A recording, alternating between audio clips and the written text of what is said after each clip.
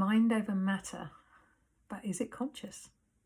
Thoughts can govern our reality, and we can literally live in a thought-created reality, which is very unconscious. And so it can be really helpful to just become a little bit more conscious, because consciousness implies choice.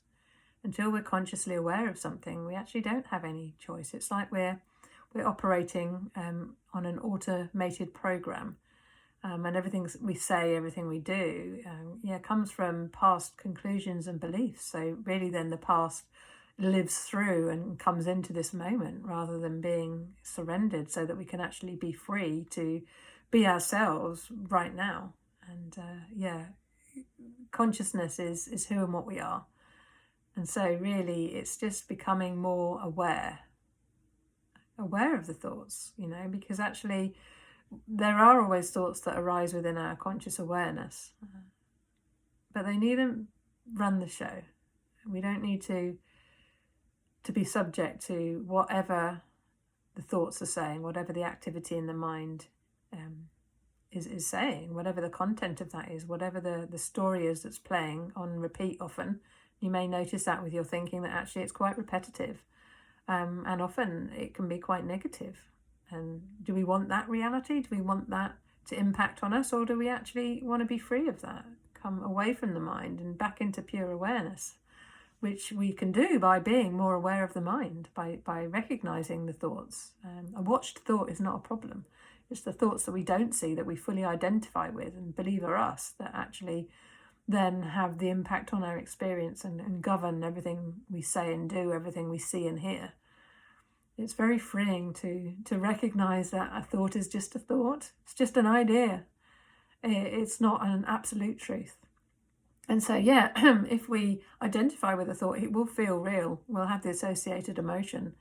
And that feeling can be very deceiving.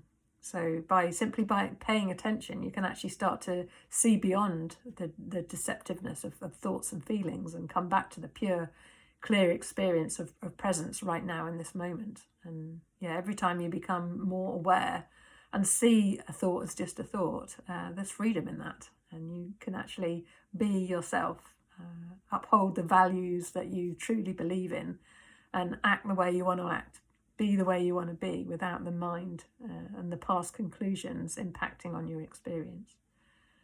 Yes, the more conscious you become, and the more you get to see the mechanism of the mind playing out, the more you put some space in between you and the thoughts that arise, so that you're free. You're no longer subject to them. They become objective, and you can actually recognize that you have the choice. Whatever the thoughts are saying, it doesn't make it so. You can actually choose, brand new in this moment, whatever makes sense to you and whatever feels most appropriate for you. And that clarifies and purifies the more you become aware, the more conscious you become, the more present you become, the more you are able to simply be yourself, free of the mind, free to simply breathe and be.